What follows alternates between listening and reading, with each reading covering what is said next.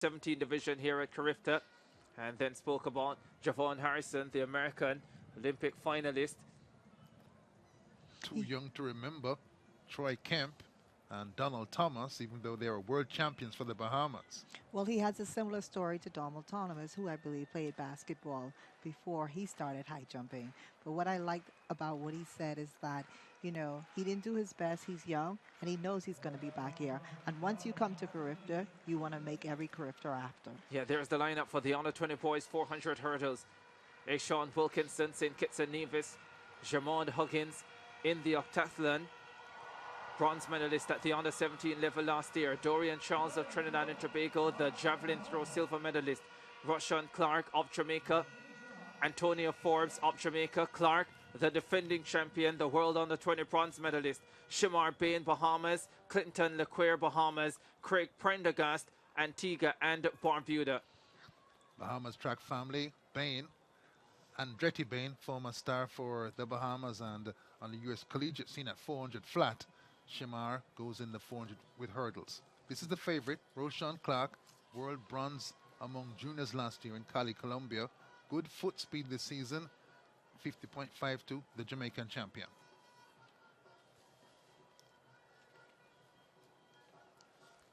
He will start in lane number 4. There's Antonio Forbes, second Jamaican in the field. He goes in lane 5. Gets his first shot at CARIFTA glory at the under 20 level. Has raced Clark for several seasons, reasonably close to him at the trials at 50.68 and looking for more. Under 20 boys 400 hurdles final. The CARIFTA record 49.76. Jehu Gordon, Trinidad and Tobago, 2010. Off they go. Rushan Clark in lane number 4 rises quickly.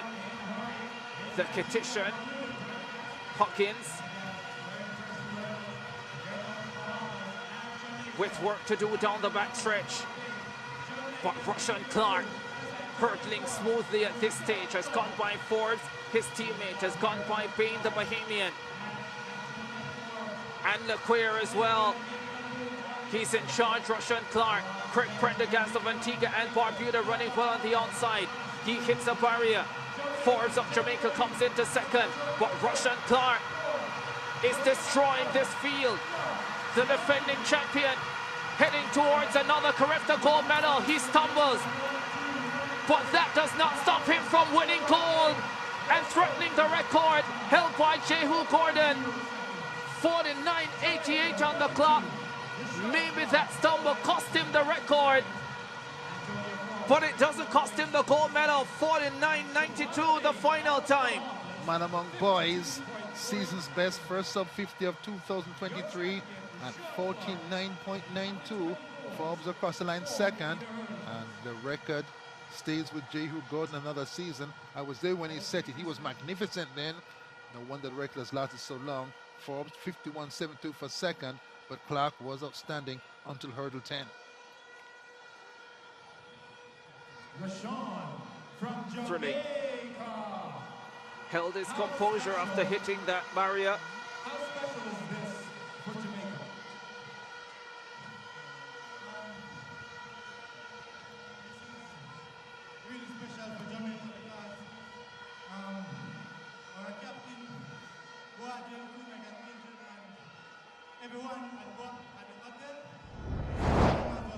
Another look at it. Rushan Clark in lane number 4. Jamaica, his teammate in 5. Antonio Forbes, Craig Prendergast of Antigua and Barbuda in lane number 8.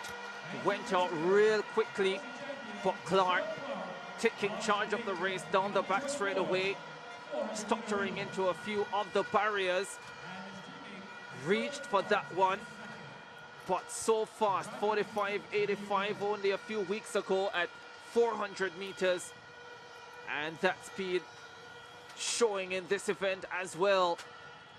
It was by no stretch of the imagination a clean race, but it's a gold medal winning race.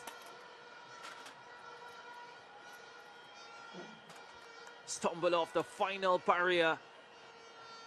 Usually when you win, you should see joy, but that's anguish because he knows he's missed a chance at the record. 49.92, Forbes 51.72. Shamir Bain of Bahamas comes through for bronze at 52.48. Bain, bronze for the Bahamas, Forbes silver, and Roshan Clark not perfect but fast enough to break 50 and take the gold medal. Ronaldo by trackside. Let's find out what he's up to. Here with your men's 400-meter hurdles winner, Rashawn Clark. Tell us about how the race went for you, despite that stumble on hurdle 10. Race was good. I come out here to enjoy myself, and I did just that. The stumble at hurdle 10 is because I shuffle into the hurdle, so it throw off my rhythm and I lose balance. But I get it together and get the gold medal. All right. Rashawn Clark, your gold medal winner, men's 400-meter hurdles. Thank you. Yeah, defends his title and does it in a fast 49.92. Once again, it's not just CARIFTA track and field that's taking place this weekend. We also have CARIFTA swimming, which is taking place in Curacao. Sasha Lightbourne is covering that event, and she joins us with an update. Thanks so much, Ricardo. You guys sound like you're having a lot of fun on my home soil. But here in Curacao, we're heading into the final night of competition where the Bahamas still maintains a very strong lead. But just before we get to that, one of the things that's interesting about these championships is that a lot of women are at the forefront. Let's take a look. Of sports, men dominate, whether by participating or leading. Swimming is no different, as several of the teams attending the 2023 CARIFTA Aquatics Championships in Curacao are led and managed by men. But there are several women that are doing their thing as well. Jamaica's head coach is Kafia Rapley, who speaks about the opportunity to lead her team. It's an amazing opportunity for me. I've been coaching for a few years now, so this opportunity I do give God thanks for. I'm overwhelmed, and it's good to get to know all these athletes that are gathered from all over to come together and represent Jamaica. Here's Bermuda's team manager, Sherry Fulton.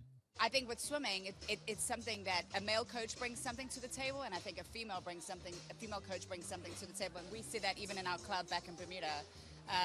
Just the energy and the personality, and sometimes it's not always male-female. It also depends on your character and your style of coaching. Team manager for the U.S. Virgin Islands is Cynthia Torresanis. She also happens to be the president of that country's swim federation.